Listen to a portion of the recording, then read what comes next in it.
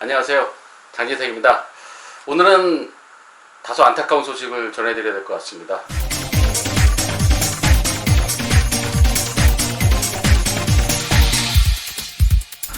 기아자동차의 인기 박스형 경차 기아 레이의 후속 모델이 아직 개발되지 않았다는 안타까운 소식인데요. 2011년에 첫 출시됐으니까 이미 후속 모델을 만들고도 남을 시간이긴 합니다. 근데 아직까지 신모델 개발 착수조차 하지 않고 있다는 것은 이 상태 그대로 계속 좀 한 3, 4년 정도 팔다가 단종시킬 것이다 라는 그 전망이 나오고 있습니다. 기아자동차 고위 임원분들의 친지와 주변 분들의 교회 친구 막 이렇게 막 복잡하게 통해 들은 얘기입니다.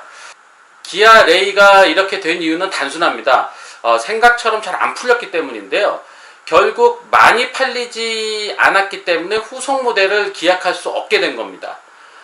사실 대당 마진이 그리 크지 않은 경차나 소형차는 월에 몇만 대씩 툭툭 찍어내야지만 좀 남길 수 있거든요. 반면 비싼 럭셔리 세단이나 슈퍼카 같은 차는 그 대당 마진이 크기 때문에 몇 대 팔리지 않아도 어느 정도 남길 수 있는 구조이긴 합니다. 기아 레이는 우리나라에서 매월 2,000대에서 3,000대가량 팔리고 있는데요. 이게 답니다. 수출 같은 거를 뚫지 못한 건지 아니면 안 뚫은 건지 모르겠는데 내수 시장에만 의존하고 있는 몇 안 되는 차종 중 하나예요. 참고로 기아자동차는 매월 한 20만 대 정도 생산을 하고 있는데요. 이 중 3, 4만 대가 국내 시장에 팔리고 있고요. 나머지는 모두 수출입니다. 그러니까 내수 물량에 비해서 수출 물량이 한 4, 5배 정도 많은 구조죠. 수출 중심의 자동차 회사다라고 말씀드릴 수 있습니다. 기아 레이와 함께 동이오토에서 위탁 생산하고 있는 그 또 하나의 경차 모닝의 경우에는요, 좀 글로벌화가 좀 됐어요. 내수 판매는 월 4,000대 정도인데 수출 물량이 16,000대 정도가량 됩니다. 그러니까 내수에 비해서 수출이 4배 정도 많다는 거죠. 이렇게 팔아야 되는데 레이가 좀 이제 내수 전용 모델이 된 게 좀 안타깝다는 얘기죠. 여튼 기아 레이는 국내 판매는 꽤 괜찮지만 수출이 전무해서 결국 생산량이 그리 많지 않게 됐고요.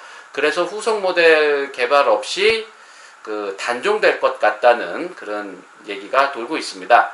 기아 레이는 독특한 박스형 경차라는 컨셉트가 많은 사랑을 받고 있죠. 경차 규격에 딱 맞춰서 작게 만들 수밖에 없었지만 그 실내가 아주 넉넉해서 여기저기서 사랑을 받고 있습니다. 특히 뒷좌석은 아주 넉넉하고 또 뒷좌석 시트 등받이도 눕힐 수 있어요. 그리고 뒷좌석에 열선도 있고요. 게다가 앞문짝과 뒷문짝 사이에 기둥이 없이 문이 활짝 열리기 때문에 이래저래 쓸모가 참 많습니다. 아주 독보적인 컨셉트예요. 그런데 이 독보적인 컨셉 때문에 개발이 상당히 부담되는 차이기도 합니다. 기아 모닝의 골격과 파워트레인 등을 활용해서 개발되긴 했는데요.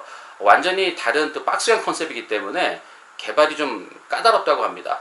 박스처럼 커다란 차체를 만드는 것도 좀 일이지만 이 차가 몇만 킬로 또 몇십만 킬로 달리면서도 변형되거나 덜렁거리지 않도록 내구성도 보강해야 되고요. 또 충돌 안전성도 고려해야 되거든요. 여튼 개발 부담이 상당히 큰 차이고 또 이 차를 개발했다고 해도 여기저기 막 쓰일 수 있는 노하우를 얻는 차도 아닙니다. 워낙 독창적인 또 독보적인 컨셉트이기 때문에 이 차만을 위해서 뭔가를 많이 연구해야 된다는 거죠.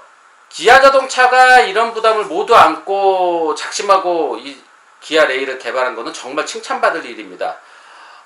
주판을 막 튕기지 않고 독특하고 편안하고 또 넉넉한 경차를 잘 만들어 보자. 잘 만들면 잘 팔리겠지. 뭐 이렇게 생각하고 만들었는데 이게 잘 팔리지 않아서 후속 모델 없이 사라지게 된 거예요. 기아 자동차 내부에서도 말이 많습니다. 박스형 경차를 개발하지 않고 그 돈으로 스포츠카나 컨버터블 같은 걸 개발했으면 더 나았을 것이라는 얘기도 나오고 있는 상황이에요.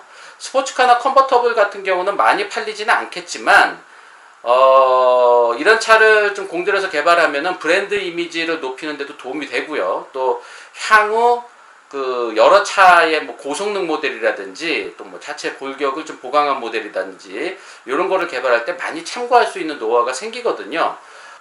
게다가 스포츠카나 컨버터블 같은 경우는 가격도 좀 비싸잖아요.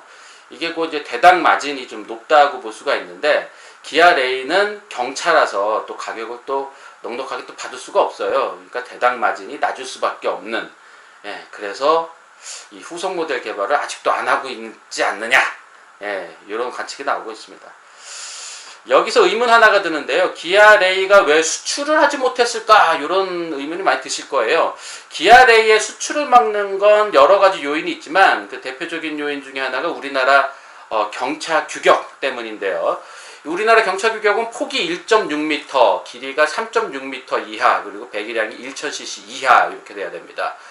요 규격에 딱 맞춰서 개발하다 보니까 국제적인 경쟁력을 잃었다는 얘기가 나오고 있습니다. 사실 경차 규격이라는 것을 만들어서 작은 차에게 여러 가지 혜택을 주는 나라는 일본과 우리나라밖에 없습니다. 그리고 일본은 우리나라보다 경차 규격이 더 작아요. 일본은 폭이 1.48m, 그리고 길이가 3.4m, 그리고 배기량이 660cc 이하여야 됩니다. 근데 우리나라는 좀 넉넉하죠. 1.6m, 3.6m, 그리고 배기량도 1000cc입니다. 한때 일본 경차가 속속 들어오긴 했지만 우리나라에서 선풍적인 인기를 끌지 못했던 거, 또 공식 수입으로 이어졌지 못했던 게 상품성은 아주 좋지만 크기에서 일단 한국 경차한테 밀리기 때문에 시장성이 없었다는 거죠. 그런데요, 우리나라 경차 규격이 좀 모호합니다.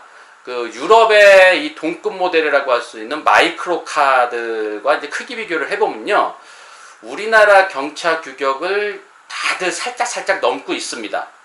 유럽에서 가장 많이 팔리는 마이크로카인 폭스바겐 업은 이제 폭이 1.6m로 살짝 넘는 1.645mm, 그러니까 4.5cm 넘네요. 또 프랑스에서 가장 많이 팔리는 마이크로카인 르노 트윙고도 1.6m를 살짝 넘는 1.646mm예요. 그러니까 4.6cm 넘습니다. 또 벤츠가 만든 마이크로카 스마트 4-2도 폭이 1663, 그러니까 6.3cm 넘죠. 심지어 우리나라 쉐보레 스파크와 형제 모델인 오펠 칼, 이 차도 1.6m 살짝 넘는 1m 68cm, 그러니까 8cm 넘는 거죠. 물론 스파크는 1.6m가 되지 않는 1595예요.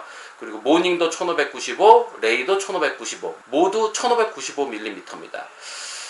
이렇게 숫자를 쫙 보면은 촉이 빠르신 분들은 좀 눈치채셨을 거예요. 대한민국 경차 규격이 딱 버티고 있어서 유럽에 잘 나가는 마이크로카들이 우리나라에 들어오지 못했구나, 예, 라는 거 이제 눈치채셨을 거예요. 2명밖에 딱 못하는 그 스마트 4-2, 이 신모델이 우리나라에 들어오고 있는데요. 폭이 1.6m를 넘는 1.68m입니다. 그러니까 8cm를 넘어서 경차 혜택을 못 보고 있어요. 그리고 우리나라에 아주 의욕적으로 돌았지만 많이 팔리지 않았던 피아트 500, 예, 요것도 1.6m를 4cm 넘는 그 폭 때문에 경차 혜택을 받지 못했습니다. 우리나라 경차 산업을 보호하기 위해서 유럽의 비슷한 규격의 차들보다 살짝 작게 그 경차 규격이라는 선을 쫙 그어서 우리나라 내수 시장을 보호하고 있는데요. 근데 이것 때문에 우리나라 경차가 국제 경쟁력을 잃었다는 것도 또 놓치지 말아야 될 부분이에요. 대표적으로 기아 모닝이 유럽에서 경쟁차들보다 폭이 작아서 그 제대로 된 대접을 못 받고 있습니다. 차는 좋은데 폭이 몇 미리 차이로 또 몇 센치 차이로 좁다 보니까 이 숫자에 아주 민감한 작은 차거든요. 그러니까 몇 센치, 한 4cm 정도의 차이로 좀 너무 작지 않냐라는 얘기를 들으면서 또 경쟁차로부터 좀 공격도 당하고요. 이래서 폭이 넓지 않아서 제대로 된 대접을 받지 못하고 있어요. 그래서 그 기아 모닝 또 유럽 수출명은 피칸토라 그러는데요. 이 피칸토 X라인이라고 해서 폭을 2.5cm 넓힌, 그러니까 3cm 정도 넓힌 것 같아요. 1625mm의 폭을 가진 피칸토, 그러니까 기아 모닝 피칸토 X라인이 또 유럽에서는 팔리고 있습니다. 자, 이런 분위기에서 기아 레이가 유럽에 또 동남아나 이런 다른 지역에 진출하기가 그리 쉽지 않았을 것 같죠. 차는 엄청 큰데 일단 폭이 1600이 되지 않는, 또 경쟁차들보다 좁으니까 글쎄요, 사람들이 이제 선택하기가 쉽지 않았을 것 같아요. 그래서 이런 이유 때문에 기아 자동차도 섣불리 수출길에 나서지 못했고, 또 외국에 있는 딜러들도 기아 레이는 참 괜찮은 차지만 저거를 들여와야 되냐 고민을 하다가 그냥 포기한 듯 합니다. 기아 자동차 레이는 수출도 염두에 두고 만든 차이긴 해요. 근데 이제 이러저러한 이유 때문에 수출을 하지 못했고 내수 시장에만 의존해서 팔다 보니까 이러한 그 단종이 될 것 같다는 이런 관측이 나오고 있는 상황입니다. 다시 생각해도 참 안타까운 일인데요. 이 차를 그대로 단종시키지 말고 좀 계속 살려뒀으면 좋겠어요. 후속 모델 개발 못하는 거 이해는 합니다만 꼭 단종을 시켜야 될까요? 이거 계속 살려서 두고두고 계속 팔아도 될 차예요. 지금 기아 레이의 최저가 모델 기아 레이 벤, 두 명이 타는 벤이 1210만원부터거든요. 근데 이게 자동 기어가 기본이에요. 차체 구조상 자동 기어가 기본인데 이거를 수동 기어로 좀 다운그레이드를 시키고요. 그 다음에 여러 가지 내장재나 이런 것들을 좀 더 원가 절감을 꽉 쥐어짜서 원가 절감을 꽉 쥐어짜서 1000만원 이하의 벤형 자동차로 만들면 한국 GM의 다마스를 좀 대체할 수 있지 않을까라는 상상을 해봤습니다. 다마스는요, 폭이 1.4m, 그리고 800cc 엔진으로 그냥 열심히 달리는 차인데, 뭐 이거 괜찮지만, 일단 엔진이 그 운전석 시트 밑에 들어가 있어요. 그리고 무릎 앞에는 그냥 철판 한 장 두르고 막 시속 100km 달리는 좀 위험한 차예요. 그래서, 정면 충돌 사고가 나면은 치명적이죠. 예, 이것도 그냥 하반신 마비되고, 또 뭐 생명의 위협을 느낄 수밖에 없는 아주 위험한 차예요. 예, 요런 차들을 그 기아 레이가 요런 다마스를 대체할 수 있지 않을까. 예, 1000만원 이하의 그 원가 절감을 꽉 짠, 예, 그리고 수동 기어를 넣은 기아 레이가 나오면 두고두고 그 소상공인을 위해서 조금이나마 더 안전한 차, 더 쓰임새가 많은 차를 만들어 팔 수 있지 않을까라는, 예, 그런 제 개인적인 견해였습니다. 하여튼 기아 레이가 후속 모델 없이 단종되는 게 너무 안타까워서 저도 이 차 갖고 있었거든요. 한 3년 정도 탔었거든요. 만족스럽게 탔었습니다. 너무 안타까운 마음에 이런 국리 저런 국리를 해보다가 이 다마스를 좀 대체할 수 있지 않을까라는 생각도 해봤습니다. 하여튼 오늘 전해드릴 안타까운 소식은 여기까지고요. 요런 식으로 요 짤막짤막한 요 최신 뉴스를 좀 만들어 드릴까 했는데 어떠셨는지 모르겠습니다. 반응 좋으면은 계속 가고요.